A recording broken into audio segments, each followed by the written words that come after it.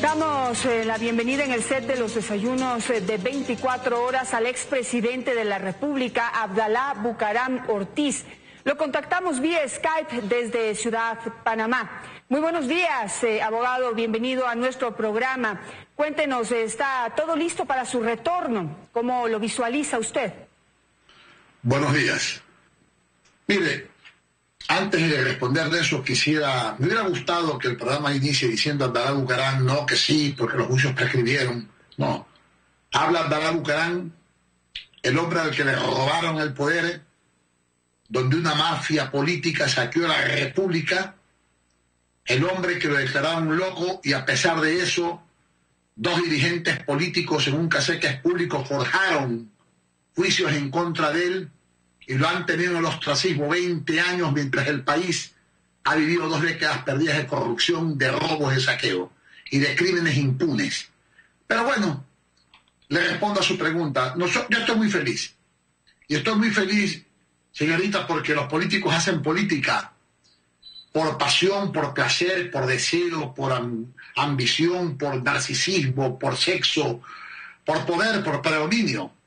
Pero habemos cristianos y habemos hombres que hacemos políticas porque somos como la naturaleza, tal como el árbol que no come su propio fruto, del río que no toma su propia agua. Somos personas que estamos al servicio del pueblo. Y estoy feliz porque hay millones de ecuatorianos que están felices por el retorno de Abdalá a la fuerza de los pobres. Esto de aquí obviamente me pone un estado de felicidad muy inmensa y un deseo muy inmenso de volver a mi patria y tratar de forjar una nación en base a pasos de concertación nacional, porque es un país al que regreso diferente al que me fui. Este es un país quebrado, con una deuda externa impagable. Este es un país quebrado con sus instituciones acabadas. Este es un país donde no hay libertad de expresión. Este es un país que lo han masacrado los políticos 20 años, donde el poder electoral está en una sola mano. Gracias a Dios hay un vestigio de democracia, de una persona que ha llegado al poder, que yo pienso que es diferente y que necesita y debe de tener un punto de pausa de parte del pueblo ecuatoriano para ver si él logra organizar nuevamente la república, la institucionalidad, y los enfermizos, los narcisistas, los odiadores, los delincuentes van a esconderse en sus refugios fuera de la patria. Abogado, bueno, pues usted ha hecho prácticamente un resumen de algunas de las preguntas que le iba a hacer que le voy a hacer durante esta entrevista. Pero quisiera ir paso a paso. Usted recordó hace un momento que a usted lo votaron del poder y lo votaron argumentando que estaba loco. Pero también había voces que lo acusaban de ser tolerante frente a determinados actos de corrupción que se habrían podido producir en su gobierno. Y mi pregunta va hacia que pasamos de usted, luego se cayó Lucio, luego vino Correa y pues impuso un estilo absolutamente dictatorial. Es decir, hemos ido de extremo a extremo, de extremo a extremo, de arriba a abajo y no hemos mejorado. ¿Qué hacer con la política ecuatoriana, usted, después de haberla visto 20 años desde el balcón, desde lejos? Lo primero, mi recomendación es que la prensa comience a dejar de mentir. Mire, yo estuve solo 6 meses en el poder, menos que una mujer encinta.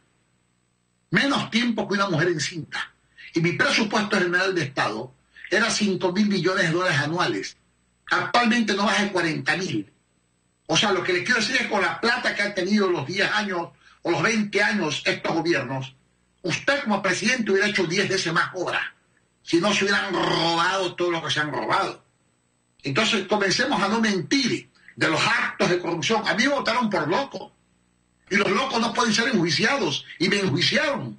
El mayor acto de corrupción es lo que fomentó la prensa nacional, difamando a un ser humano. Comencemos por no mentir. Pero ante preguntas históricas que conllevan la corrupción del gobierno de Bucaram, yo creo que hay que dar respuestas misericordiosas. La historia miente, y usted lo sabe, permanentemente porque le imponen los vencedores. La historia miente cuando dicen que Cervantes dijo en el Quijote, tranquilo Sancho, los perros ladran porque vamos cabalgando. Yo me leo el Quijote 10 veces y eso no existe. Es mentira. O como cuando la historia dice que las brujas de Salem fueron incineradas. No es verdad. Fueron ahorcadas. O cuando la historia dice que Robin Hood era un ladrón generoso. No es verdad. Era un noble delincuente que no quería pagar impuestos, o cuando dicen que el rey Arturo nunca existió, nunca fue rey, o cuando dicen de pronto que Bin Laden fue el primer hombre que invadió Estados Unidos. No es cierto. El año 1916, Pancho Villa invadió el pueblo de Columbus, Estados Unidos y Nueva México, pero la historia miente. Entonces yo le voy a responder a usted, y no al pueblo ecuatoriano, porque el pueblo ecuatoriano tiene desarrollada la inteligencia emocional y de sentidos, que es mucho más importante que la inteligencia académica y los perversos académicos que gozan de la demoníaca racionalidad.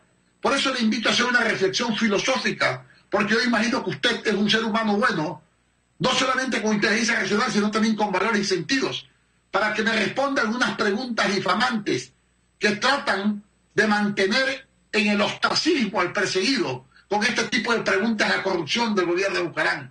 Le voy a revivir a racionalistas como Sócrates, con su duda y a la duda metódica descarteada para hacer una pregunta.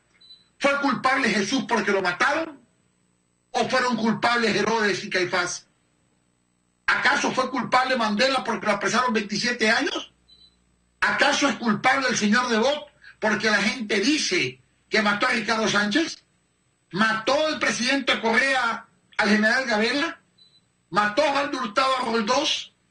Seguramente puede ser que la respuesta sea no, pero son dudas existenciales que existen en la sociedad. Pero en mi caso no hay ninguna duda. Abogado. Yo soy perseguido, y ante la realidad de que ha estado una justicia secuestrada de 20 años en contra de un hombre, el general Paco Moncayo dijo claramente que eran mentiras las acusaciones, y hasta el presidente Correa ha presentado un cassette de dos políticos ecuatorianos que conversaban públicamente cómo llevarse el poder y cómo perseguir a Bucaram.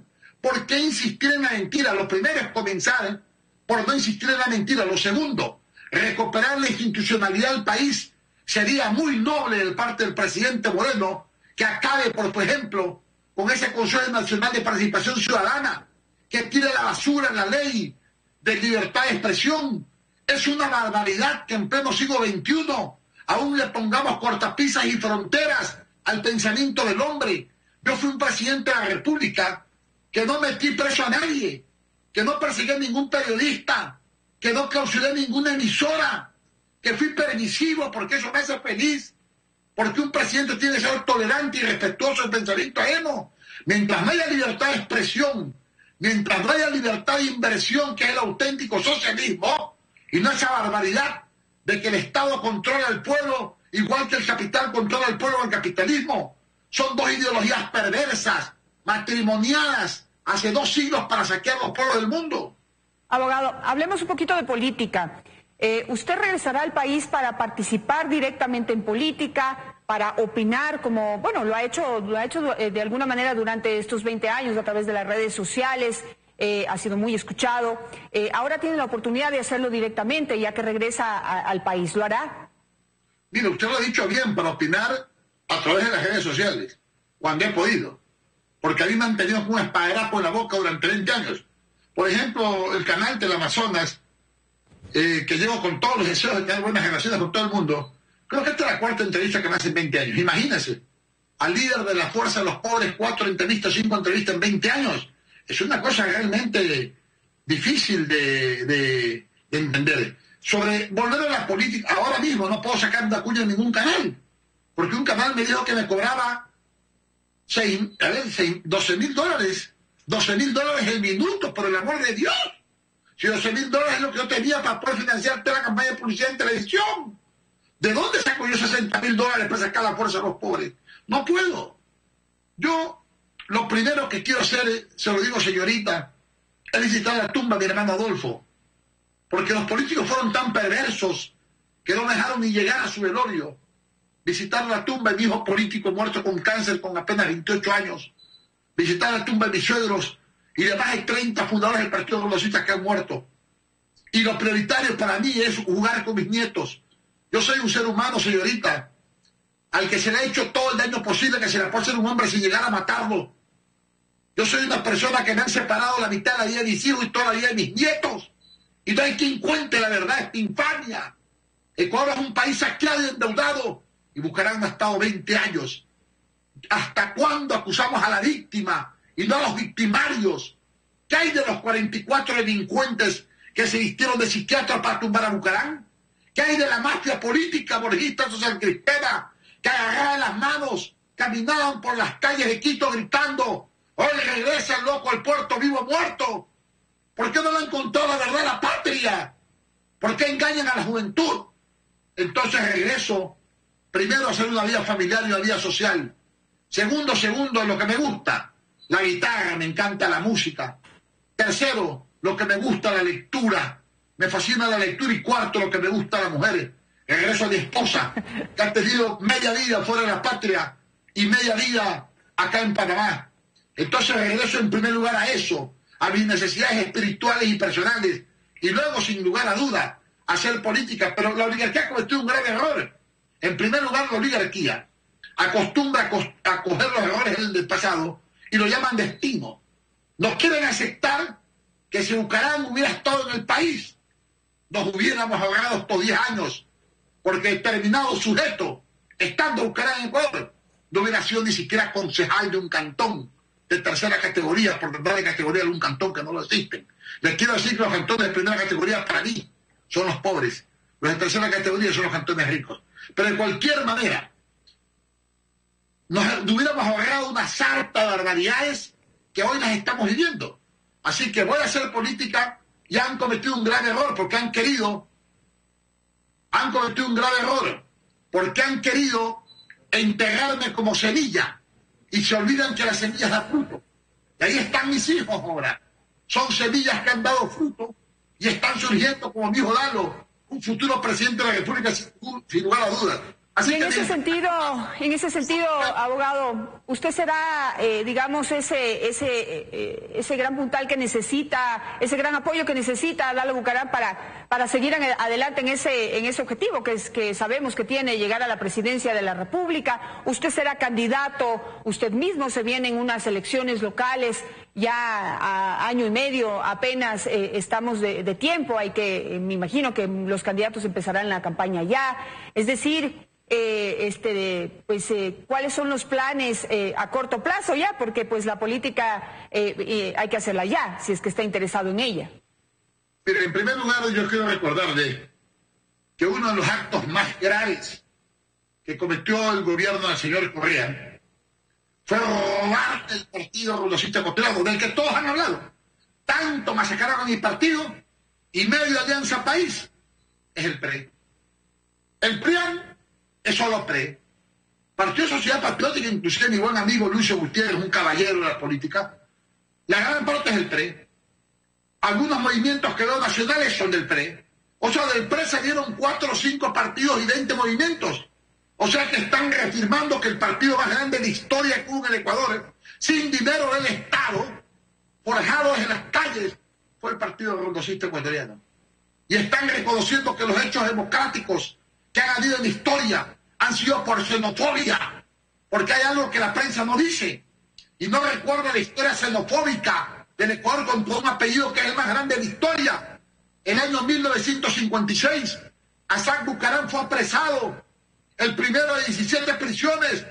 En el año 86, a Abdalá Bucaram le pusieron 1 kilo de cocaína, me dejaron mi dedo así, me cogieron 40 puntos en mi cabeza, me quemaron mis testículos con colillas de cigarrillo, me partieron mi pecho y me ficharon como narcotraficante. Yo era un niño de 34 años. Esta familia ha tenido 18 carcelazos y 11 exilios. 5 a Hassan Bucaram, 4 yo, 1 él, seguido Santiago. Dígame, ¿qué apellido en la historia de la humanidad ha tenido 11 exilios?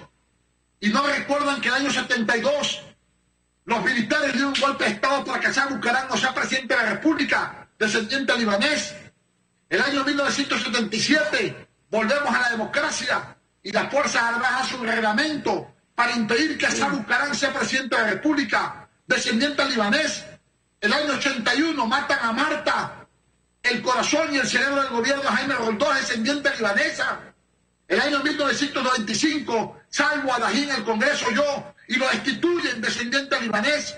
El año 97 tumban a Bucaram, descendiente libanés. Y aquí también en el año 2002 Maguán me llevaba al Ecuador y lo destituyen por descendiente libanés y porque me llevaba al Ecuador. Y en el año 2005 tumban a Gutiérrez porque yo era un gran descendiente de Linares. Xenofobia, odio contra mi apellido, señorita. Abogado, yo sé que tiene muchísimas cosas que decir, pero siempre el tiempo es corto en televisión y no quisiera despedir esta entrevista que le anticipo, puede ser la primera de muchas. Usted dice que aquí en Teleamazonas casi no ha venido, pues aquí están las puertas abiertas, abogado, para poder conversar sobre distintos temas de aquí en adelante. Y yo quisiera su visión muy corta, por favor, pues, por cuestiones de tiempo. Estamos viviendo en este momento unas denuncias sobre el tema de corrupción realmente impresionantes. Ya cada día abrimos más, yo digo que ya no nos da hacia dónde abrir más la mandíbula sobre la impresión que nos da el tema de corrupción de estos últimos 10 años de gobierno de Rafael Correa.